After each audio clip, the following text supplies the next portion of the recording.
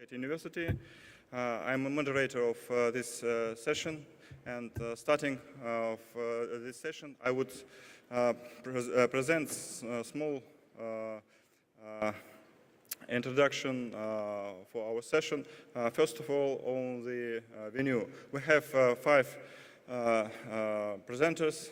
Each of them have up to 12 minutes for presentation. After that, we'll have 1 or 2 questions for clarification, only for clarification. And after that, when all speakers present their reports, we'll have opportunity to discuss most interesting questions.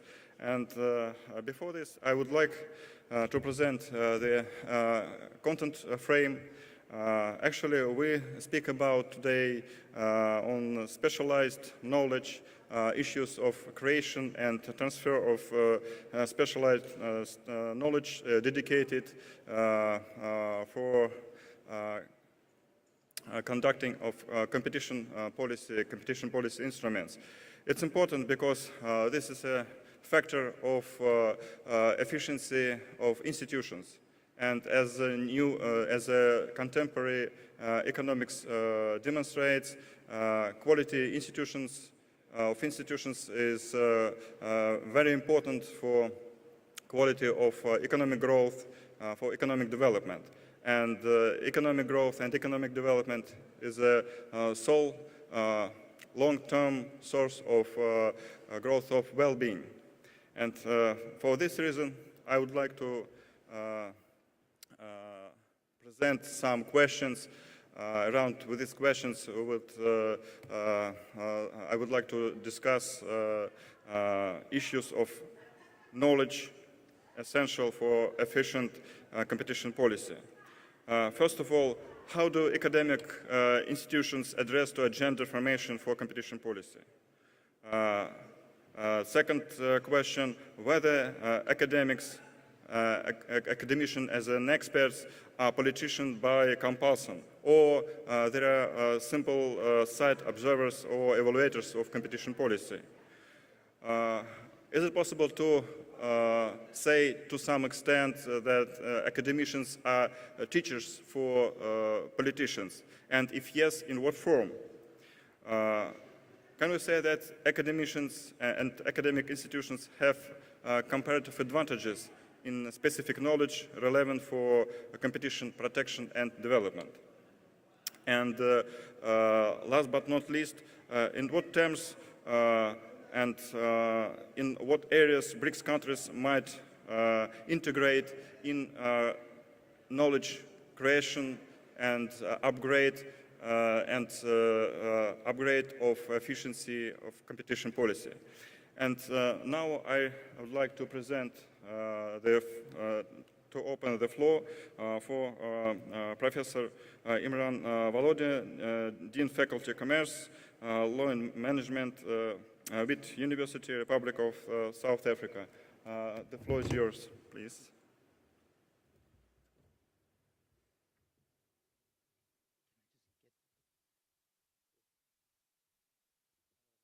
Right. Thank you so much. Let me start by just saying 2 things. Firstly, you can sort of basically attribute everything that I have to say to my academic institution, but whatever I say doesn't sort of necessarily relate to my role with the South African Competition Tribunal. So whatever I say is independent of the tribunal. I should also say that my field is economics, so I'm sort of going to draw on some examples from the economics area, but I kind of think that the general principles that I'm kind of going to try to draw out would apply to the field of economics and many other fields as well, such as law. Okay, so in kind of trying to think of trying to think about about a way to frame kind of how we could sort of talk about the relationship between academic institutions and sort of competition regulators. I think we could frame it in two ways. The first is kind of really to kind of ask the question who should lead and kind of who should be who should be doing the work that sort of comes after that.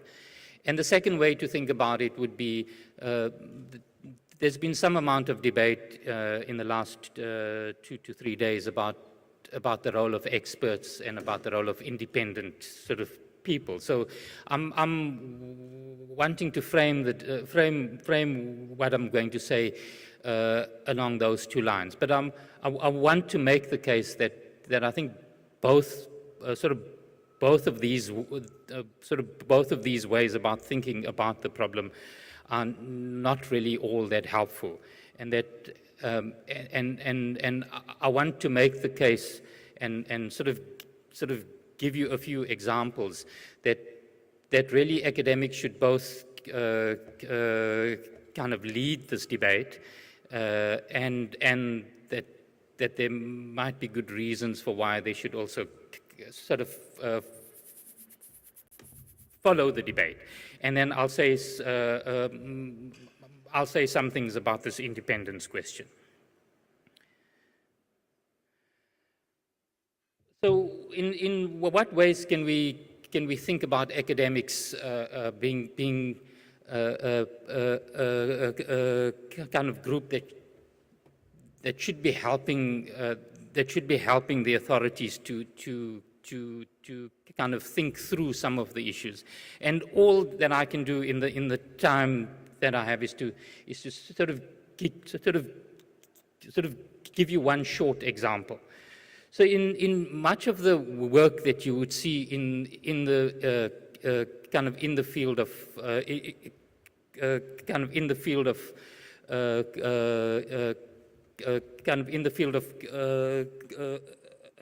competition, your kind of starting premise is kind of really always some sort of perfectly competitive market as the benchmark, or the sort of counterfactual that you're using, and you're often thinking about ways in which you might move from one situation to the next. And in much of the economics thinking, you kind of using a standard equilibrium and analysis in that. Now, it kind of strikes me that in much of the BRICS sort of countries, we know for a fact that there are systematic sort of market failures, and that this kind of idea that markets work sort of doesn't really hold. And there's a fair amount of economic theory which is, I kind of think, fairly accepted, which would say the world that we operate in has multiple equilibria, and because our firms don't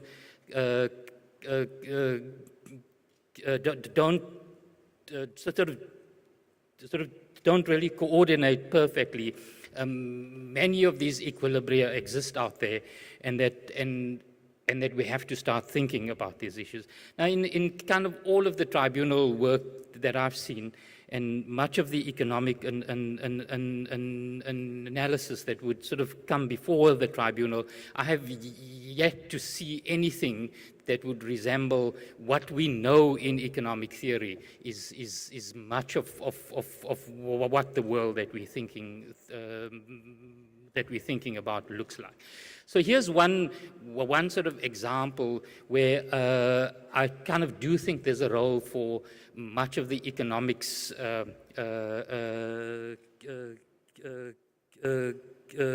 kind of academic space to get the models that we use to be a lot more related to the world that we're actually thinking about. And just to sort of give you, some sense of what the theory would say. Here's a sort of typical merger type and analysis that you would see. And if you're thinking about the multiple equilibria idea, what that would essentially say is that if you have one firm trying to decide on its output, sort of compared to all of the other firms who would be on the horizontal axis. In fact, this firm has there's kind of three sort of points at which these curves intersect, and there's three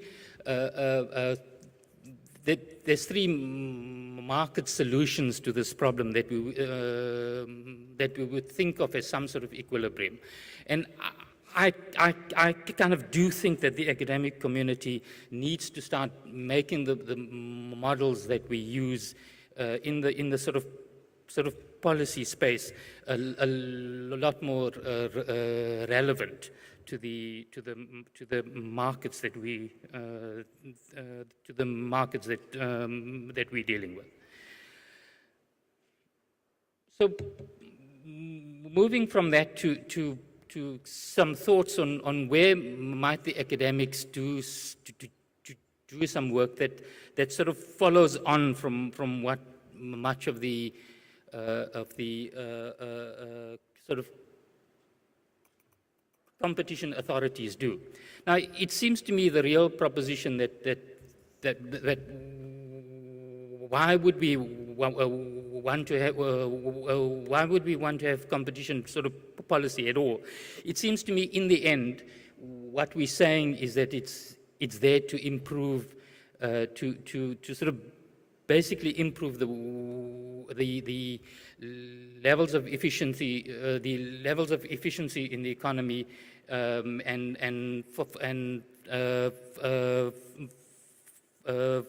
for us to improve overall welfare. Well, I've yet to see any systematic impact and analysis that's been done to basically prove this point. So we had some sort of talk in the previous session about the bread issue in South Africa. So while we have prosecuted sort of companies who've colluded on kind of bread pricing, we don't really have any systematic analysis on what the impact of that would be. And I think there's a large amount of kind of recent innovation in the economics literature that we as academics should be applying to much of the decisions made, and to kind of do the work so that we can get systematic evidence on these issues. So let me move on now to this kind of question of independence. There's been a fair amount of talk in the last few days about what the role of experts is and what the role of academics should be. And I sort of want you to sort of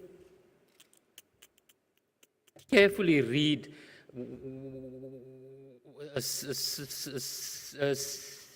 something that was said by kind of probably the sort of biggest name in the economics area.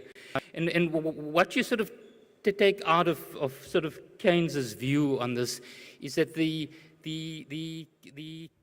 kind of idea that there's some sort of independence in the academic world, or that the sort of policy makers somehow have some sort of truth in the space is kind of really not at all a reasonable view to take.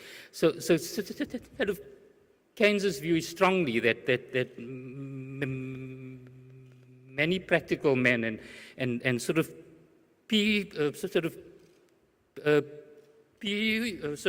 people in authority sort of tend to be the slaves of some sort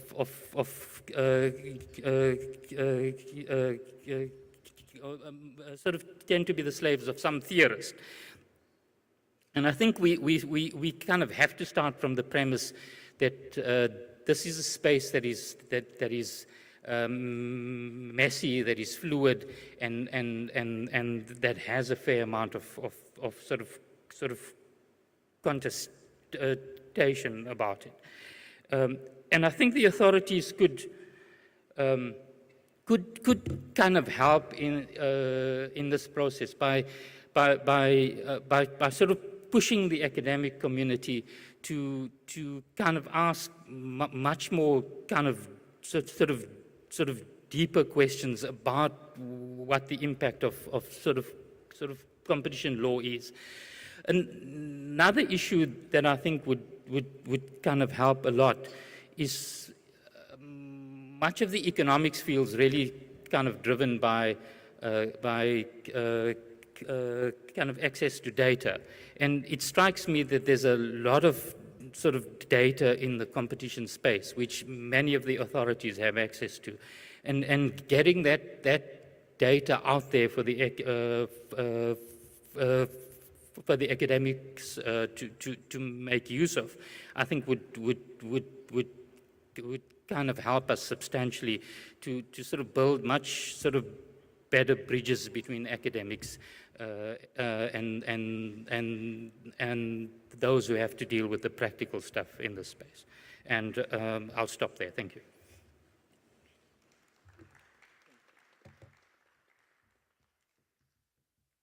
Thank you very much, Professor Volodya. We have opportunity to ask one clarifying question.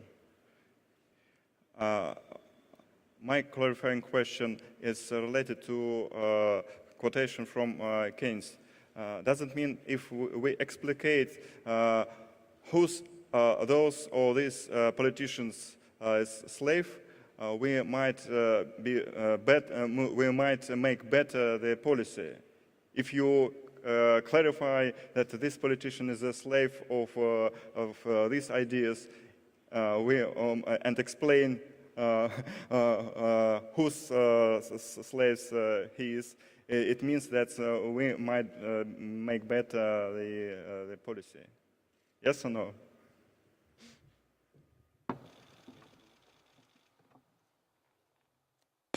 So my sort of point for including the Keynes sort of quote was really to say that I think there's theory and there's ideas on all sides. That I think as much as academics hold sort of particular views, I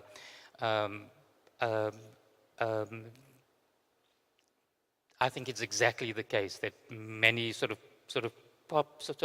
policy makers also get driven by those theories. And so I kind of think you're right. I think the more we make these things clear, and the more information there is out there about why someone's saying something and what some of the kind of theory behind it, I kind of do think it would make for a much more efficient system. Thank you very much, Professor Volodya. And now it's my pleasure to present and to provide a floor for Professor Taviani, University of São Paulo. Please, Alessandra.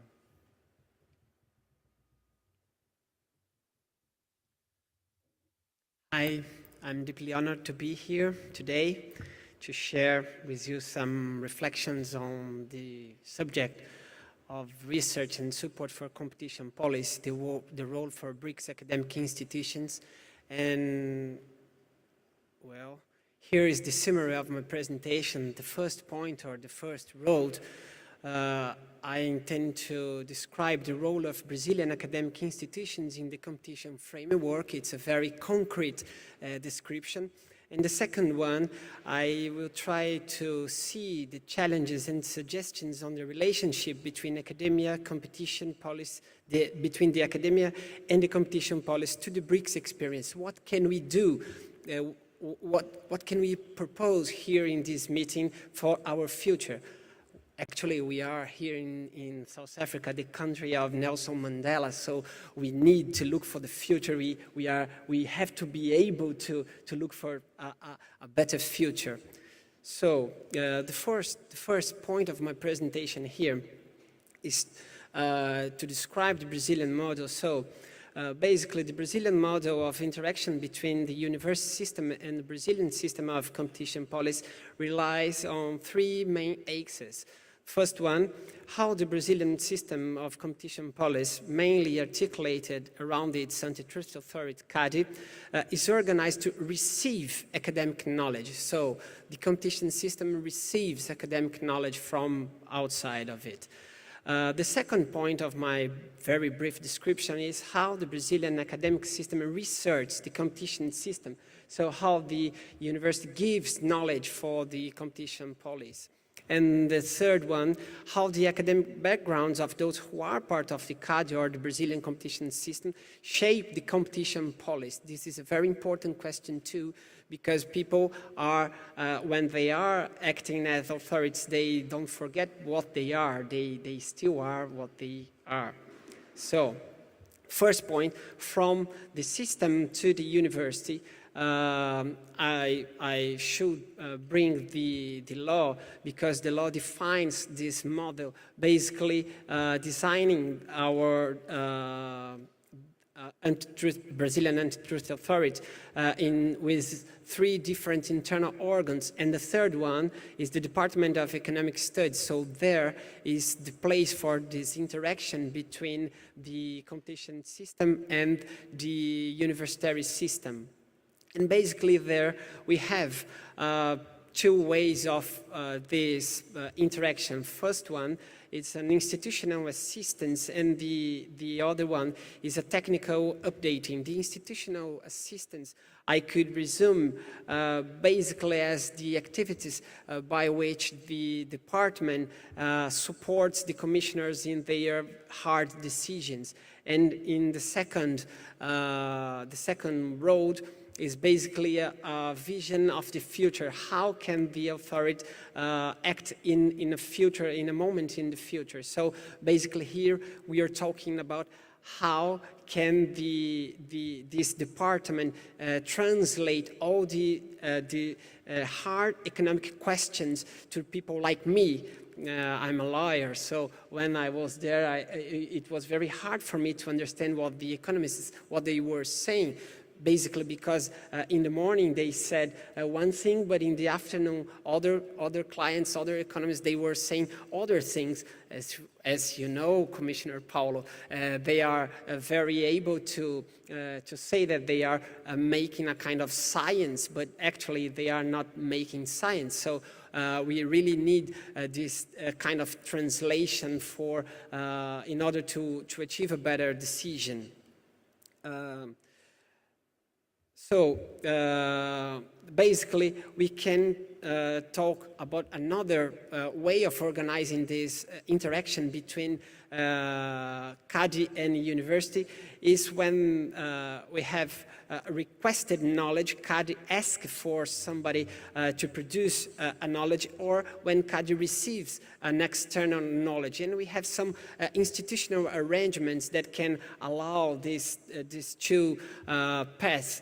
Basically, we have in the side of requested knowledge, we have some cooperation agreement with other government entities and academic institutions.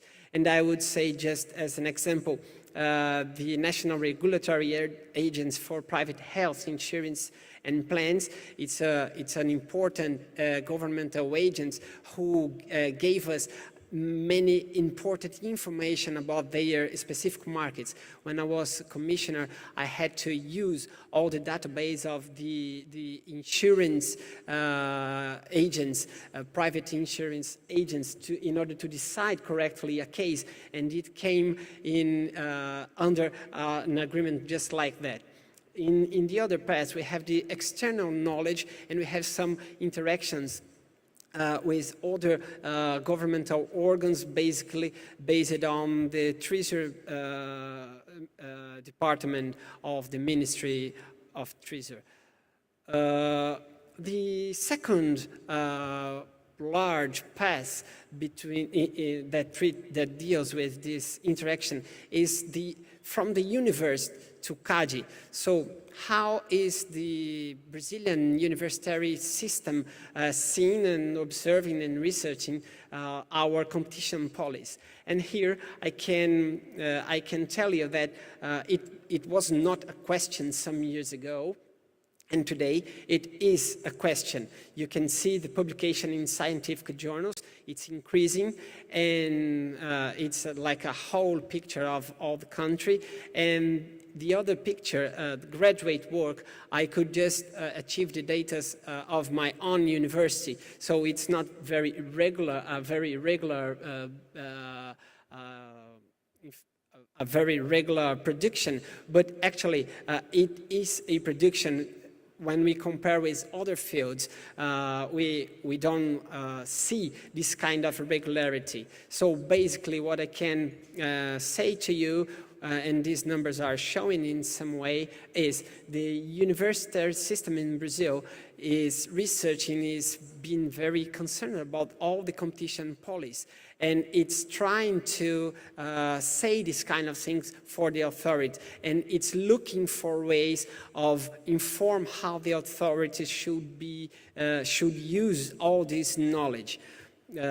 Basically, if I could try to make a dialogue with the exposition that was before me, here, I can tell you that the Brazilian academia tries to tell to the authority how it should deal with some problems and try to describe how the authority is dealing with some problems. Well, the third point of this interaction is the academic background of the people who are in the authority. It's an important question because we have in Brazil some papers and some research basically saying that the academic background of the commissioners has a significant impact on the kind of decisions that we have there. I can say that it's not very far. It's not far away from the truth. We don't forget who we are when we are judging things. Okay, we are under a law. We are under different facts, but we still are who we are. So that's why it's necessary to understand where people come from. How is this background? Which are the shared values in these universities or in these academic places. And basically, it's important because of the concentration of the institutions that provides people to the Brazilian authority. As we can see, basically, we have a very few numbers of schools providing people to the competition authority.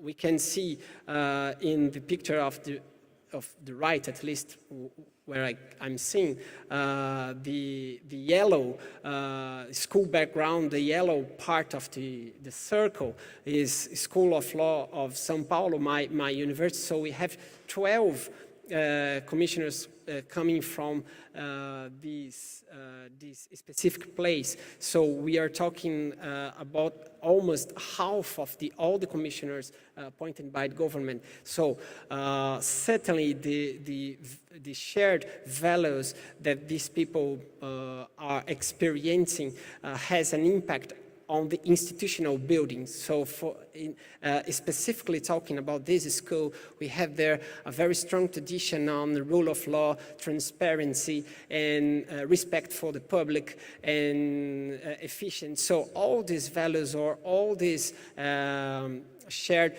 horizon, it's certainly in that institutional building. And this experience, this very concrete experience, it may be like a source for our future or for our suggestions for our common future. And regarding to this, I've pointed 3 very brief suggestions for our debate. First one, I'm trying actually here to build an arena for our BRICS agenda for the future. Basically, we can talk about establishment of agreements and partnerships between the Brazilian system of competition policy and the Brazilian university systems with institutions from the BRICS, both from the antitrust area and the academic world. So basically, we have a space, in Brazil at least, to learn from you. It would be an honor to learn from your experience, but it should be or it could be formalized in one way. The second suggestion for the future is like a creation of a knowledge or information platform of shared competition policies among the BRICS. I know that it will be a suggestion just after me. I think we can go through this path, and certainly Brazil can learn with the other countries, and the other countries can learn with Brazil, and I would say more, all the world can learn with our countries. Yesterday, I have heard here, I'm afraid of public interest regarding to competition policy. I would say, I'm not afraid of public interest. We should think on public interest. So what can the South African experience dealing with public interest and competition policy, what can this experience be useful for the world? How can we learn and how can we teach the competition authority around the world?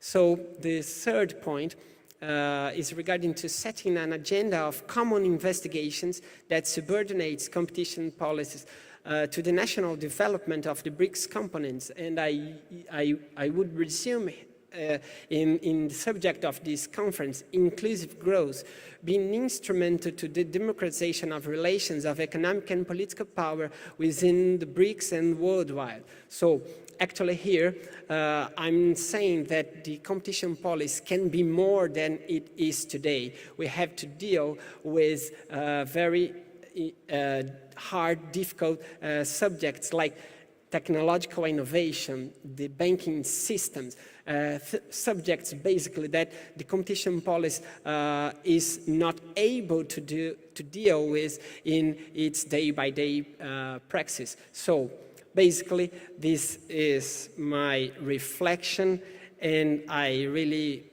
want to thank you all. Well, I'm lost here in my own presentation. Thank you all. Bye-bye.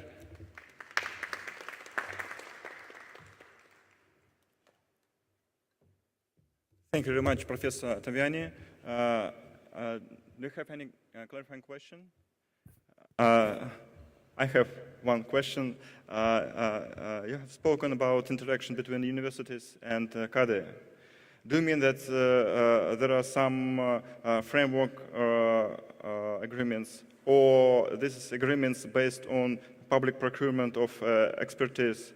What do you mean when you speak about operational interaction between universities and CADE? Well, there are some formal agreements, but there are a lot of informal cooperation too. It's like the both ways. Sometimes we can, as a commissioner, they can achieve some knowledge, some requested knowledge through formal agreements, but sometimes when the case demands, it's not rare just to call for somebody that has a paper, a specific paper, and ask, hey, how did you get this number? How did you test this hypothesis? Can you help me here? So basically, we have this both ways in the Brazilian experience. Okay. Am I right that for this work there is financial support for this special work to answer telephone calls? There are there is this possibility of having or acting as a financial support for specific questions. Sometimes it's not necessary because of the velocity that is demanded. So basically, I would say there are these two ways of solving these problems. Thank you very much. I'm happy to provide floor for Professor Wang. Please, the floor is yours.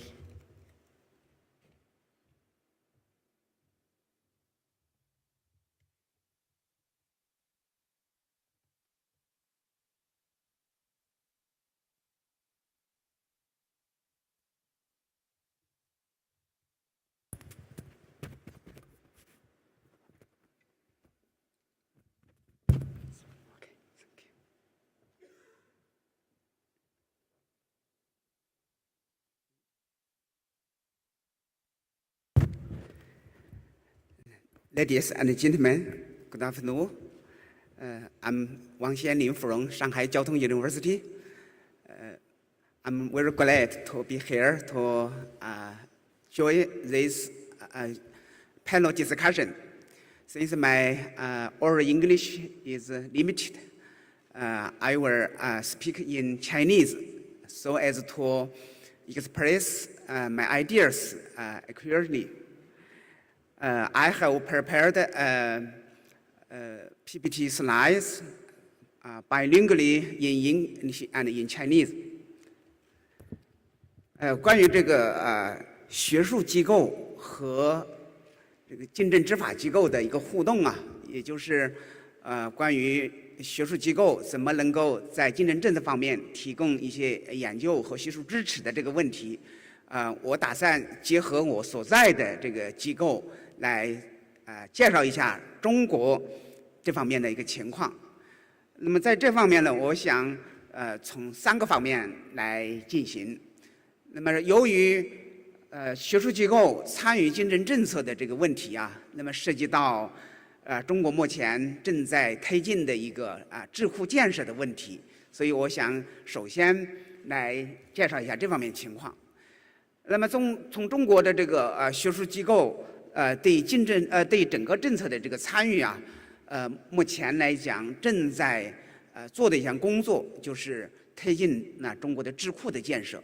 那么在这方面呢，那么中国的中央政府到地方政府都是非常重视的。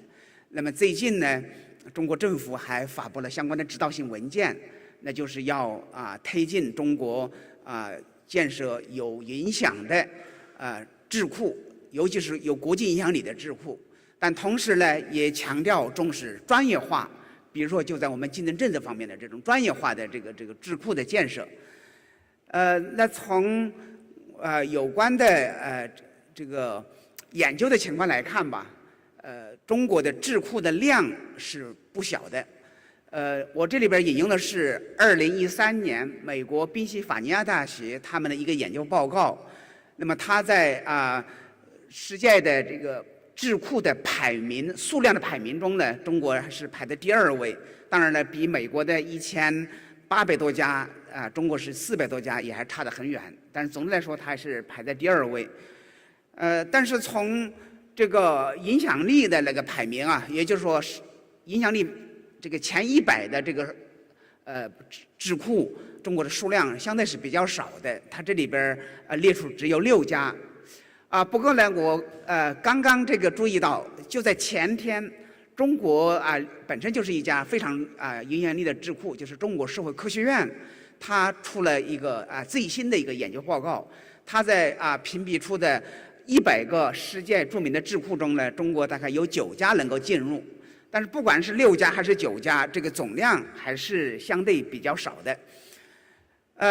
那么从这个竞争，就是从这个中国的这个学术机构，包括智库对于政策制定的这个推动作用来说它包括决策的影响、学术的影响和公众的影响。那么其中呢，每一种呢，它有不同的这种方式。比如说，就最主要的这个决策影响来说，它包括这个学术机构的研究成果获得了高层领导的这种批示，有的直接参与政府的决策咨询工作，还有的呢是应邀给决策者尤其是给中央的这个主要领导来讲课，还有呢专家到政府部门去任职或者曾经任职的情况。那么在学术方面的研究的途径，主要是发表研究报告啊、专著啊、论文，还有呢参加学术会议，还有出版连续性的这种研究报告。那么从公众影响的方面来说，主要是在一些媒体上发表成果，以及呢被报道。那么还有呢，在现在的这个网络非常发达的情况下，通过建设网站啊、专家博客啊、微博等自媒体来传播这个自己的研究成果，扩大影响。那么从金砖国家的情况来说，我们可能也做了一眼比较，但是刚才我们来自巴西的这个同行已介绍的情况，我们这里边就可以省去了。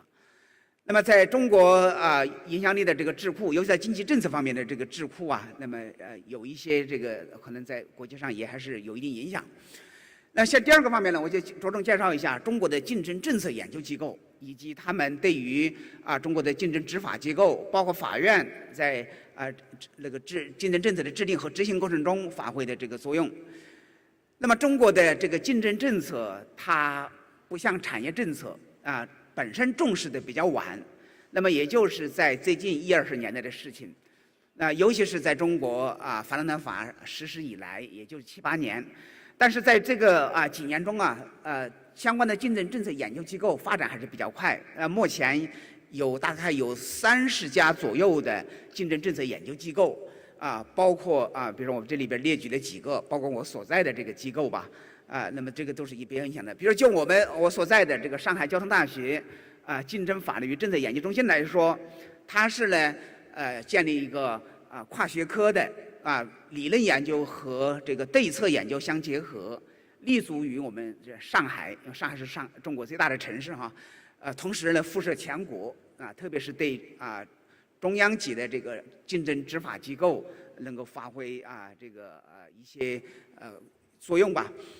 那么特别是在去年，也就2014年的5月份呢，我所在的这个上海交通大学与国家工商总局就是下面竞争执法局就是签订了专门的合作协议，来共建我们这样的一个中心。那么这样也就意味着我们这个中心从以往可能更加重视的是学术研究，那么逐步的实现是学术研究和对策研究并重。那么也意味着我们向这个这种智库型基地来转变。那么我们在这个方面呢是有多种途径来参与的这个竞争政策的制定与实施。首先是接受委托，起草这些执法机构他们的部门规章和反垄断的指南。另外呢，包括那个决策咨询课题的这个研究，还有呢提供对决策部门他们的一个竞争法的培训。特别是竞争执法机构他们官员的这个培训。另外呢，参与重要案件的这个咨询论证并且提供研究报告。还有呢是参与这个并且提供行业竞争状况的调研报告。再一个就是我们自己创办的有中国竞争法律政策网当然这个目前主要是用中文的，我想以后逐步的也还要开发这个英文的这个网站。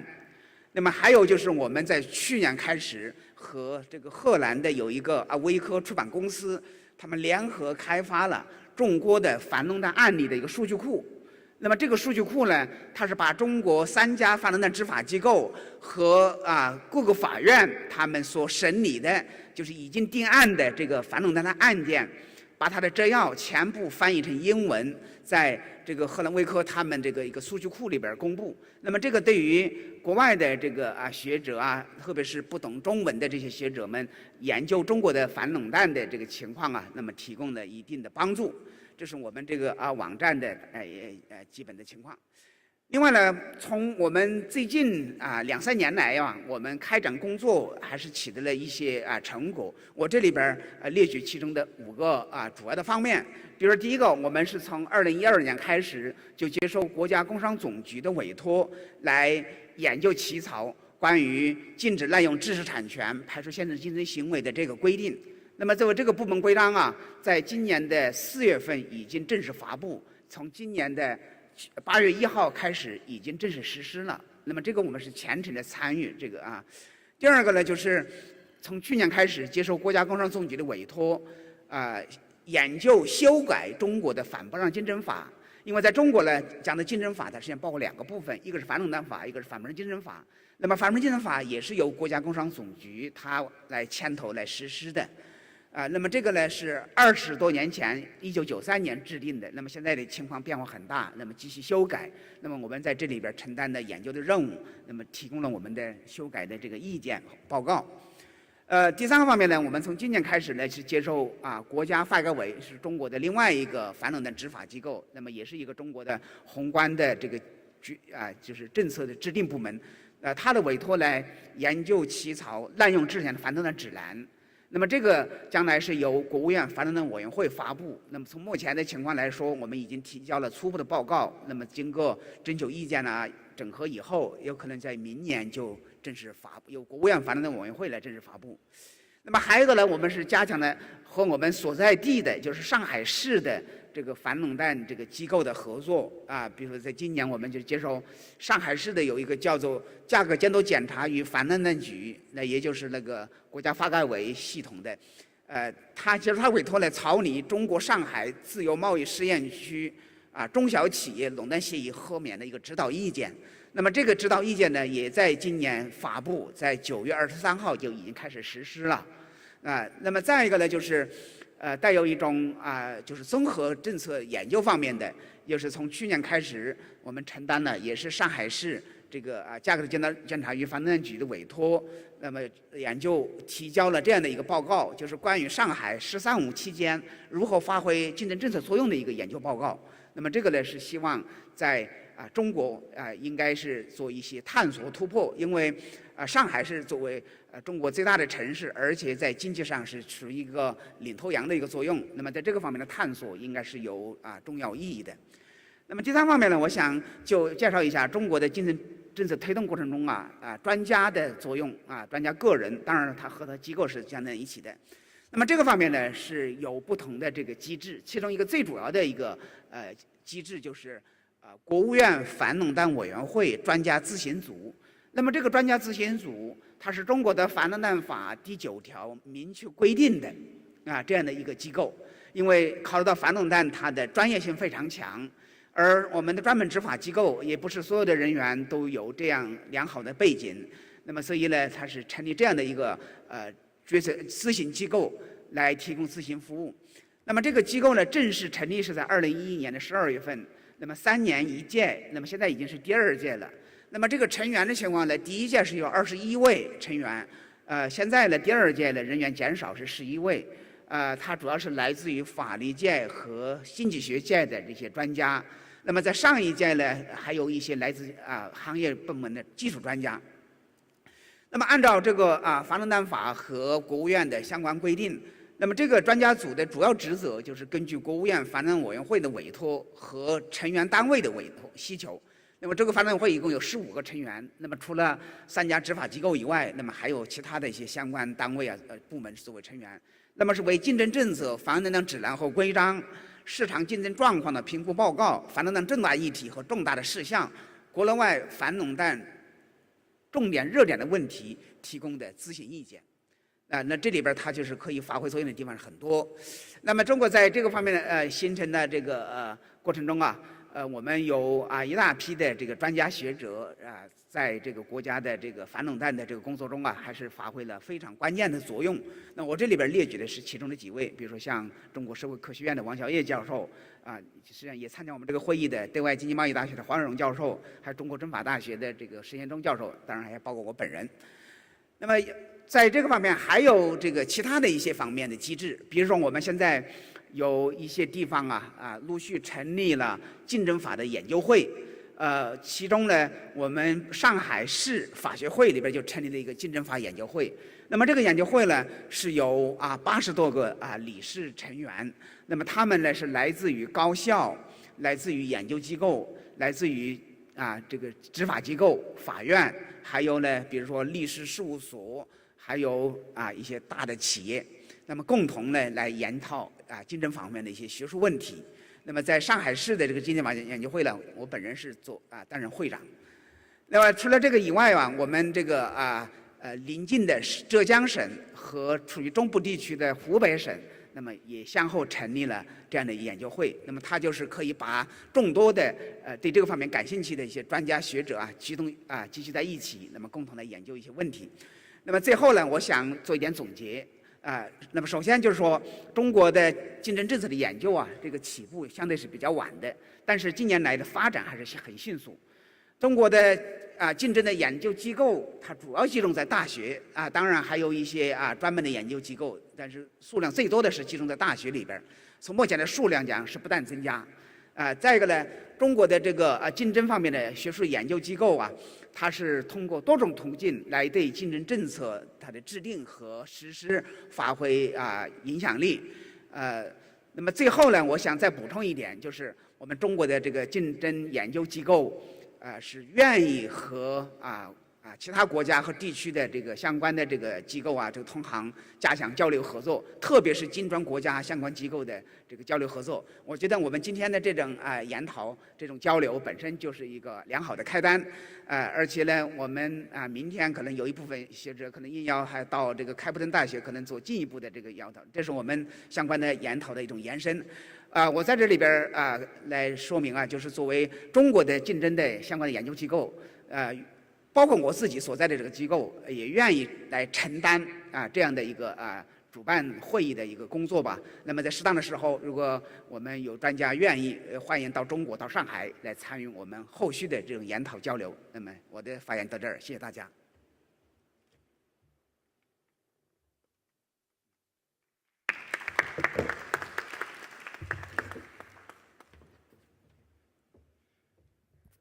Thank you very much, Professor Wang, for impressive overview of Chinese experience.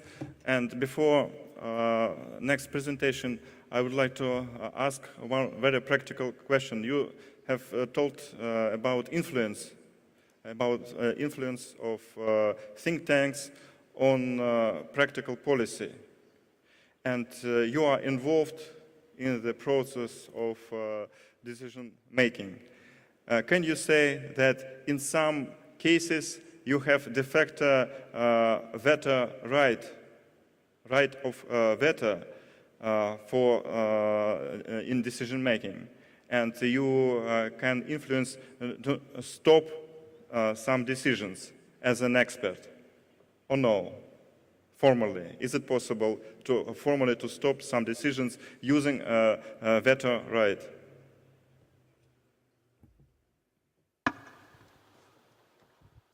好，谢谢你这个问题我想对这样的一个问题，我想是从两个方面来说。就我来说，一个呢，就是我纯粹是作为一个竞争法领域的一个学者，就是专家本身。另外一个呢，就是因为我是担任的，就是刚才说到的是国务院反垄断委员会这个专家咨询组的成员。那么这里边是有一个特定身份的。那么两种情况是有所差异的。比如说，就第一种，我就是纯粹是作为一个学者，那么我的这个工作更多的就是从一个学术方面给执法机构，包括立法机构，那么他们的一些参考。那么这个呢，应该说他们这个接受或不接受那么都是比较自由或者比较随意的。当然，如果我们提的意见是很有道理的，那么他们也采纳的可能性也是比较大的。尤其是在中国反垄断法的制定过程中，包括现在的一些配套的规章指南的制定过程中，有很多本身就是委托我们来起草的，所以绝大部分的这个意见都是被他们所吸纳的。那么第二种呢，就是我刚才说的有个特定的身份，就是作为这个国务院反垄断委员会这个专家咨询组的成员，那就是我们这一届的总共就是11位。那么他们呢，作为这个我作为这个成员之一，那就是应国务院反垄断委员会或者是3家反垄断执法机构的他们的邀请，那么参与这个里边的一些，比如相关重大案件的这个研讨包括这个一些决策的这个报告。那么这个呢，相对来说发挥的这个作用可能更直接一些，尤其是一些重大疑难的案件。那么这些执法机构，实际上包括法院，他们在做出最后的决定之前，往往是请我们这些专家组的成员来参与一个讨论，实际上带有从学术上把关的这个意思在里边。当然，最后的决定都还是他们自己做出。但是在这个过程中呢，我们作为这个专家咨询组的成员，那么发挥的作用，那么相对来说比前面一种纯粹是作为学者个人的身份，那么要大一些。谢谢。Thank you very much, Professor Wang. Next presentation is by Alexey Ivanov, Skolkovo Foundation and High School of Economics. Please, Russian Federation.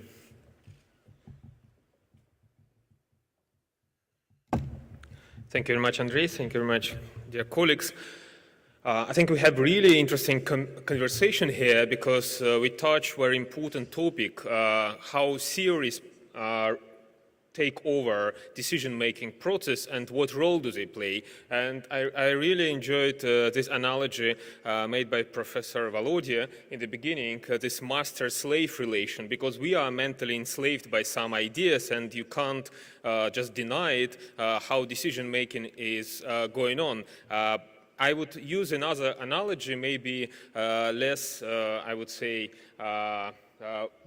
less kind of intense, less brutal, but is more related to economics discussion of modern days. This is competition of platforms idea, which was introduced by Jean Tirole, who got his Nobel Prize sort of for this. And I think our theories and ideas, they do play a role of two-sided markets, because on one side they attract academics who support those theories, and then on the other side they got policymakers who depend on those theories, and being dependent on those theories, they increase role of those theories and attract more academia. So like this two-sided market where theories play a role of platform is really an important notion to keep in mind when we speak about let's say alternatives. I would particularly use this word because alternative in a current context is really good word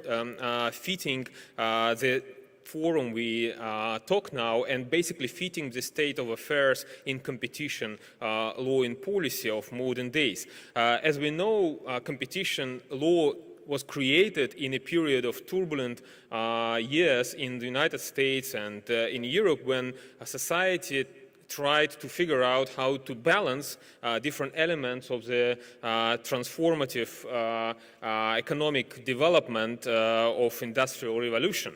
And we are coming through another stage of economic transformation, which could be called in different ways, but still we are in a search of new momentum, new resources for growth and development.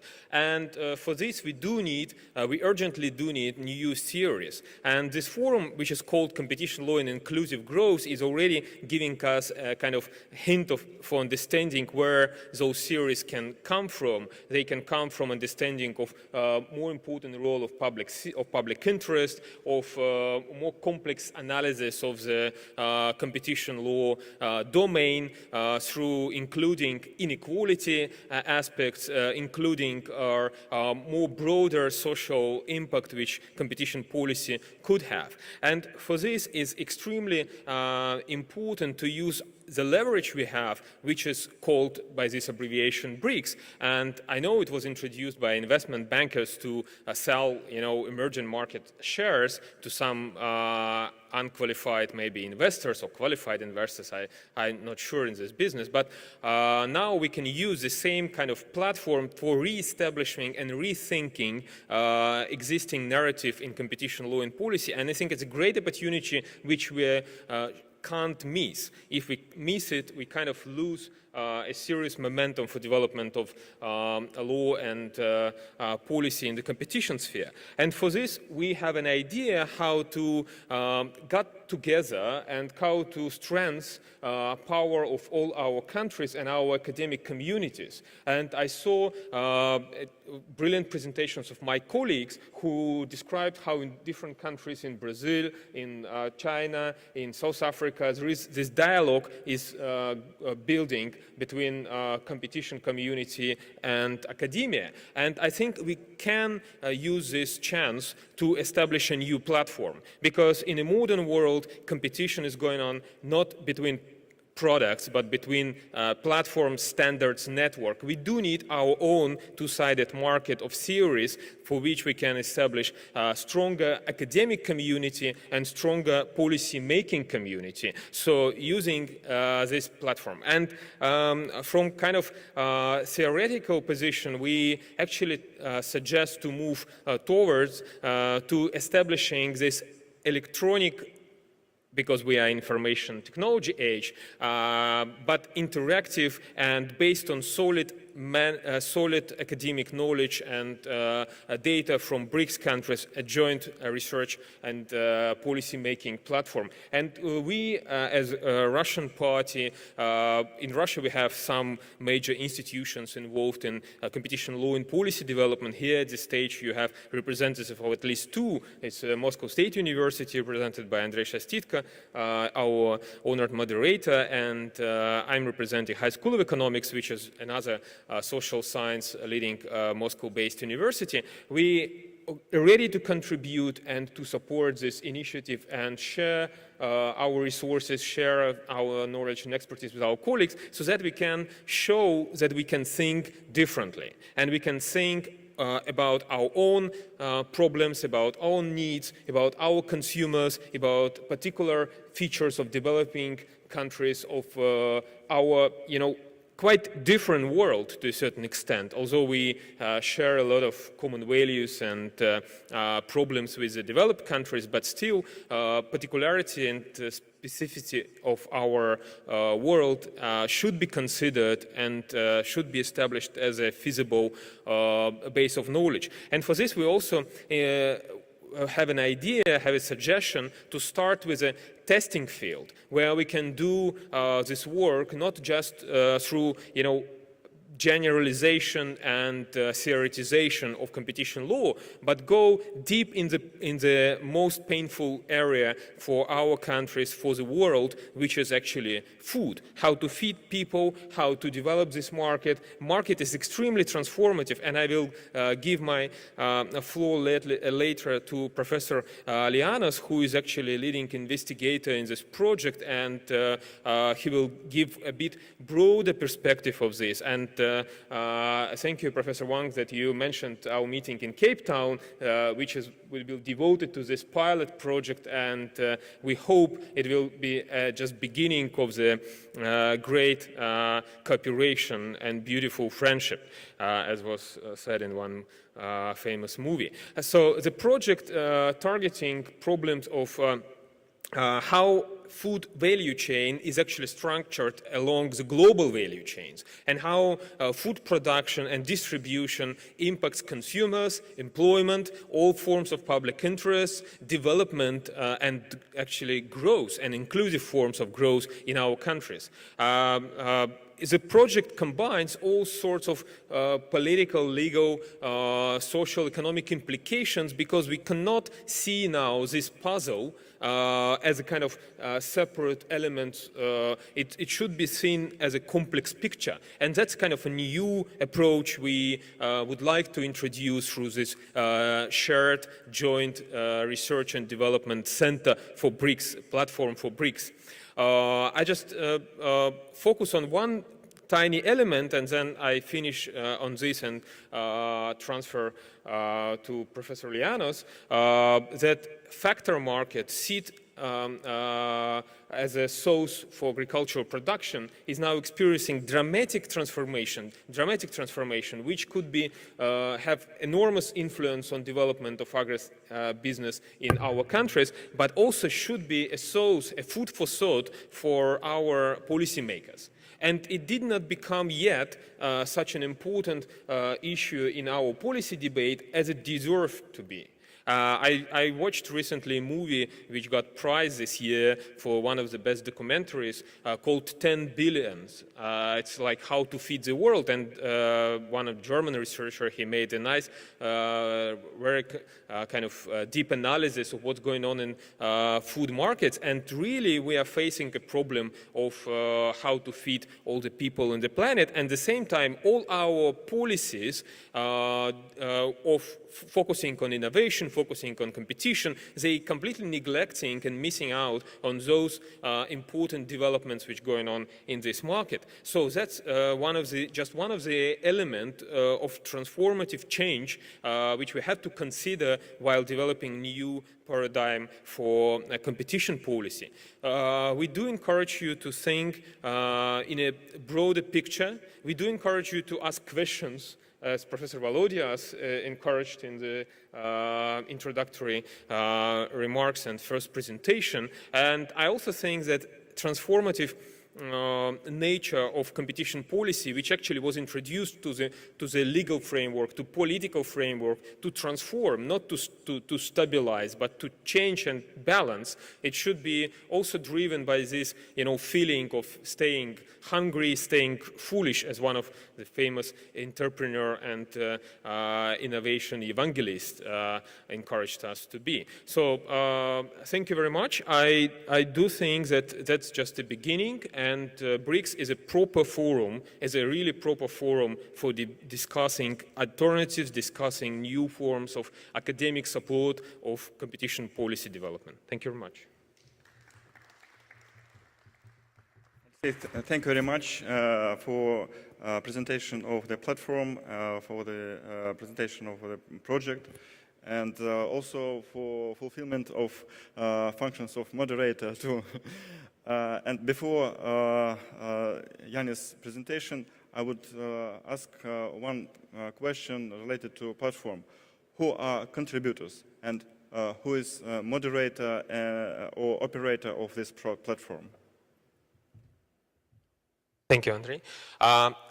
It's just an idea right now. It's not an established institution, and as a platform of modern days, we more see it as a network rather than a single entity hierarchically structured with leaders and followers. It should be like a group of leaders building together a new base of knowledge, information, research, and so on. So we want to use information technology for this. We are ready to contribute to establishing this information technology thing. So technological part we can make. We will be happy if other institutions from other countries would contribute as well, but to make a first step, we are ready to build this technological part of the story.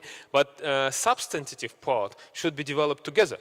And that's what we encourage both our authorities and academic institutions to do. And for authorities, we know that authorities now discussing, and Russian minister who is responsible for competition policy, Igor Artemyev, he made this proposal. He is supporting this idea, and he wants other authorities to contribute as well. As I know, South African authority, even in May in Australia, made similar kind of proposition, which could be considered as we're moving same direction. And so if we find support from other authorities and academic institutions, that we kind of build a coalition. And that's how network is working these days. That you have academia on one side, policymakers on the other side, and a platform in between. Thank you, Alexei. And as is promised, Yannis Lianis, University College of London and High School of Economics. Please, Yannis.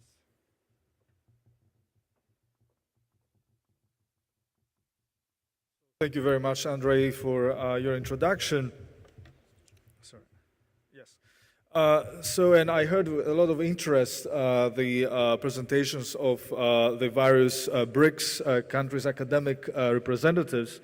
And I will speak as an external observer in the sense that I am not a BRICS national, and my affiliation is University College London, but at the same time, I'm also an internal observer in the sense that I am participating, as Alexei observed before with this new School of Economics, Higher School of Economics in Moscow with regards to this particular project.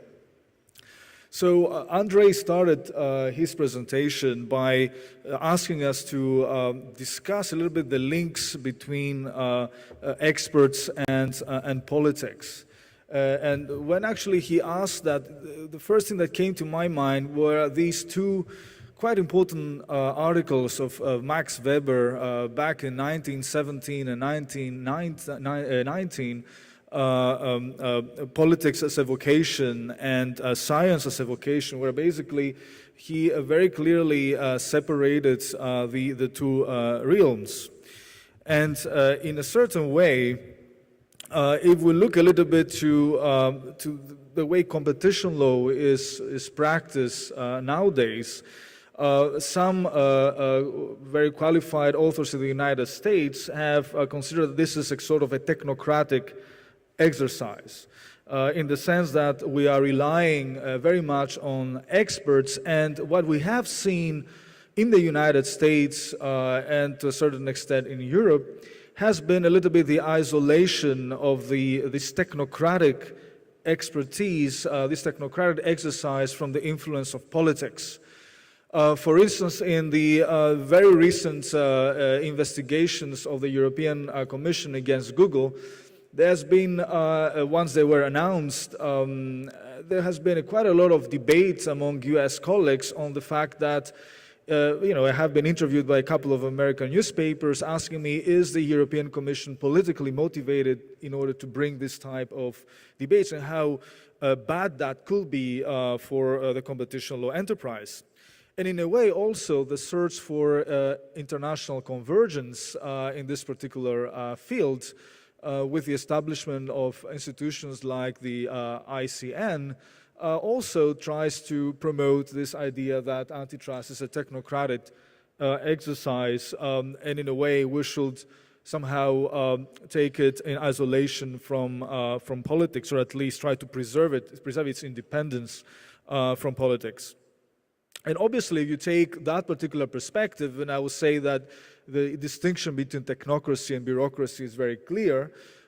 In technocracy, the scientists, the experts are basically driving the agenda, while bureaucracy is basically the politicians that drive the agenda, the bureaucrats being basically just there in order to implement the decisions that have been made by the politicians. Now, when I look, however, to the situation in the different BRICS countries, I see that, of course, there is this drive towards technocracy, in the sense that we are increasingly, and as we have heard before, focusing on establishing some form of academic as well as non-academic knowledge on these particular fields with different think tanks and institutions involved. Of course, the important role of economists in competition authorities forms part of that particular project. But at the same time, when we look to the law and we look also to the enforcement activity of these different agencies, we also see probably more clearly some political objectives that are there. And some of these political objectives even figure in the law, in the statutes, basically, that provide the authority to the competition authorities and the competence of competition authorities to implement the law. I mean, we're in South Africa. It's very clear that the South African competition law has these other political objectives about inclusion, integration, but also, the fact that we are in a conference called Inclusive Growth, the fact that we are focusing tomorrow on things like inequality.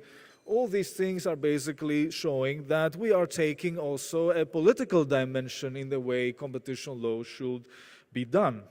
And from my perspective as a European scholar, and I would say from a US perspective even more, this is something that we do not really see in our jurisdictions.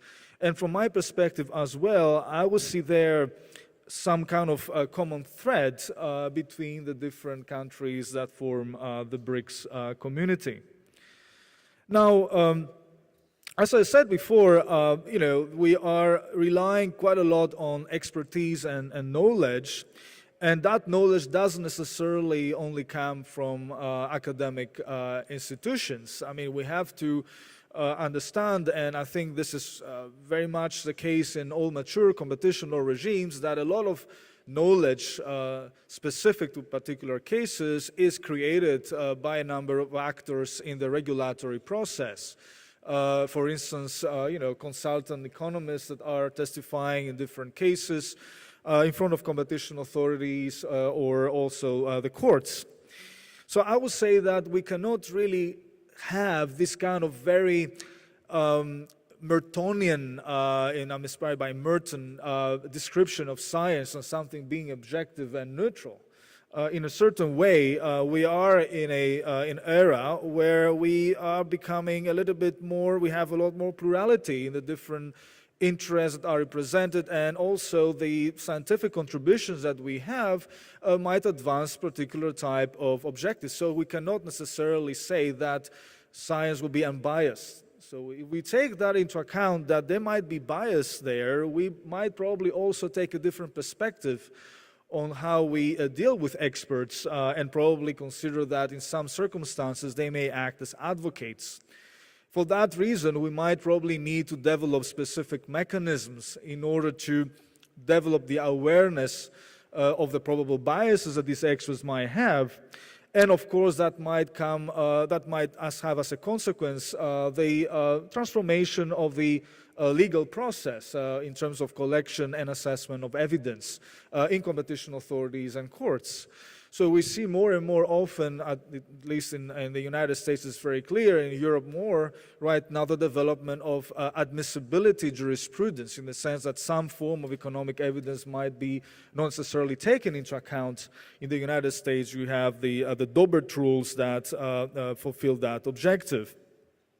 We also see quite a lot different adjudicatory methods for experts appear, like the hot tub procedure in Australia, which has been transplanted in the latest reforms of the civil procedure rules in the UK.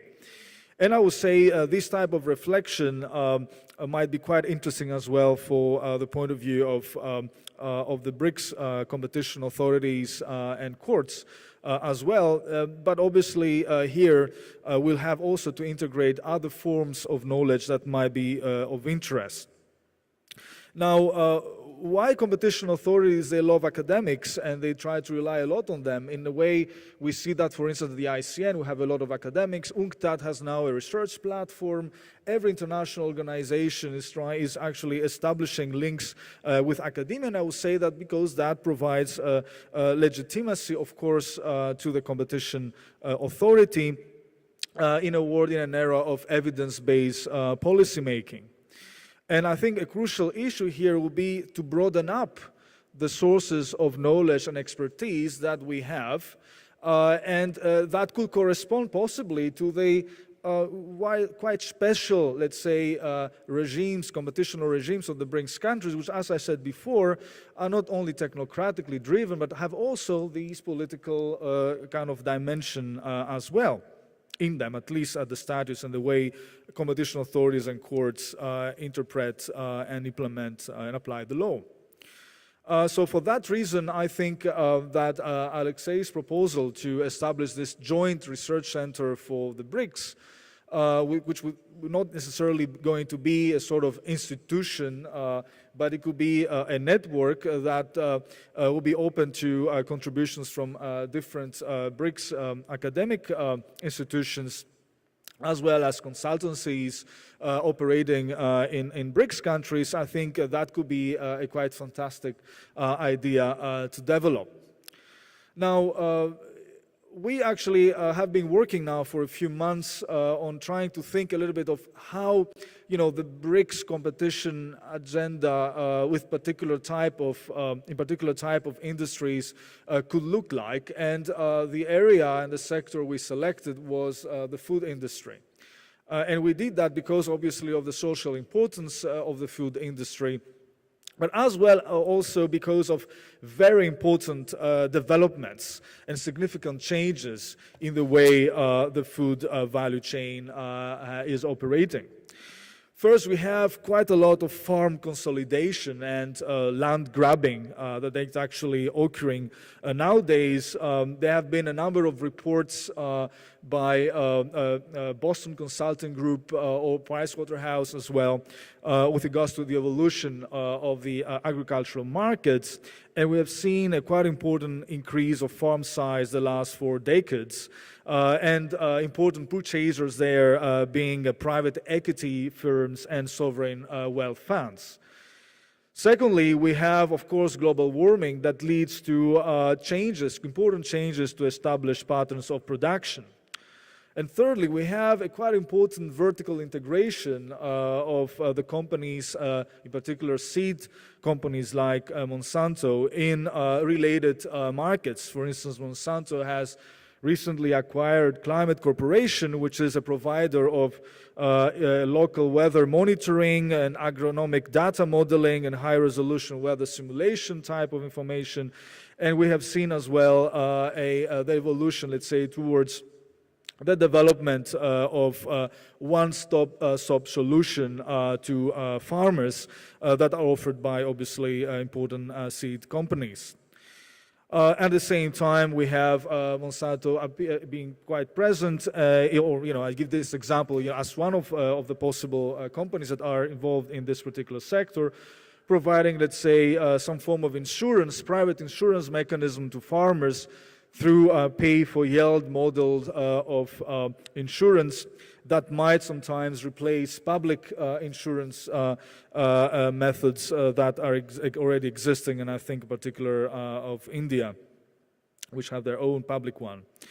And of course, we see the development of new technologies like CRISPR and Talon or FOC1 technologies, which allow genetic scientists to expedite the process of introducing or editing target genes, and in a way also avoid the anti-GMO regulations that we may have in some important markets like that of the European Union. So we see an important transformation of that particular industry worldwide and globally. And obviously, the role of global players is quite significant, in particular with regards to agricultural biotechnology and seed-integrated platforms. So, of course, these platforms are, sometimes established for benign reasons, and there's nothing what I say that is kind of a criticism. But at the same time, I think that might present quite interesting competition aspects. In particular, if you take that as being moving towards platform competition, let's say a one-stop shop solution for farmers, and in a way that might affect the way we apply competition law in this context.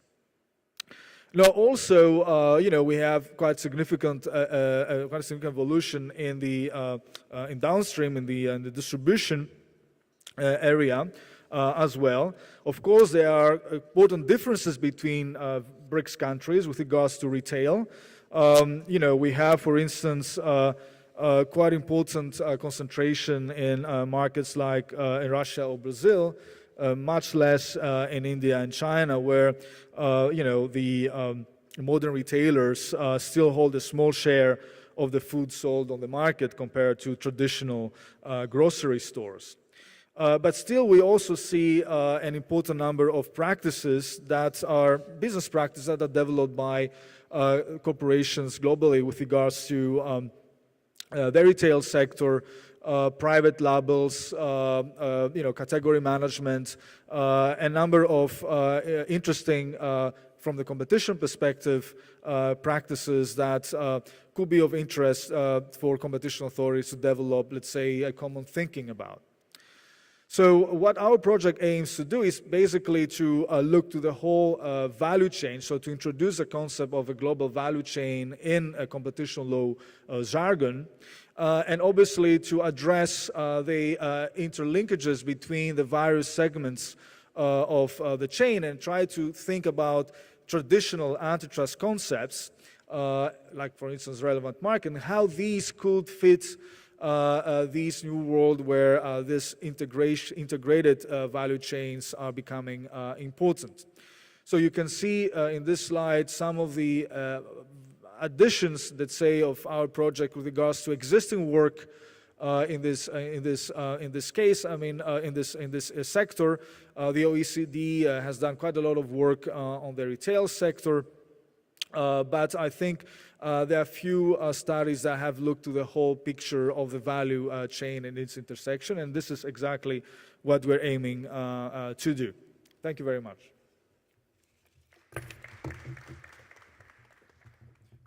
Thank you very much, Yanis. And one question for clarification. Would you like to ask? Okay, from myself. Am I right that when we speak about technocratic regime of competition policy and rejecting this idea, actually we say that it's impossible to import institutions from developed jurisdiction to developing jurisdictions. And for this reason, we have to combine efforts of developing jurisdictions which might be a better fit for discussing of these problems. I obviously agree with that remark. Let me clarify also in the sense of what academics can do. Well, a major difference between, let's say, some of the BRICS competition status and the US or the EU mainstream is, of course, this focus on these political objectives, focus on public interest. And I will note that discussions over public interest have been quite important lately because, of course, of the intervention of different BRICS competition authorities around, I mean, and the importance of their involvement in global antitrust.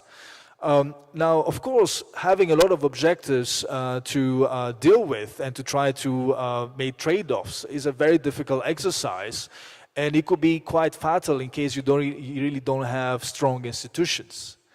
And in a way, you can't really just resolve and say, oh, we can balance the objectives, because balancing doesn't really mean much in a certain way. So I think the role of academics in this case will be to develop antitrust law doctrines or competition law doctrines. Let's say think about specific type of practices on the basis, of course, of these different institutional frameworks, which are, you know, more pluralistic in the sense that they have trying to achieve more different values, and also taking into account the institutional capacities of the competition authorities and courts, or generally, you know, the enforcement system of each particular jurisdiction. And I would say from that perspective, you know, I think we should move away from the debate about goals, should we have them or not, because, you know, if the goals are in the law, you can't really necessarily say, well, we don't really look to those goals. We have to, you know, implement basically what the legislature, you know, has, you know, set as major goals for competition authority. But I think what the focus should be is what are the doctrines, you know, or more specific doctrines, or, you know, institutional frameworks that we can develop in order to achieve these different goals and develop, let's say, some different kind of competition law that what we have, let's say, in the EU and the US. Now, that might sound a little bit anti-convergence, but I would consider convergence as being also about information, let's say, about the method of analysis, different practices, so as to, you know, increase legal certainty, of course, and predictability. But doesn't necessarily mean that we have to have the same results.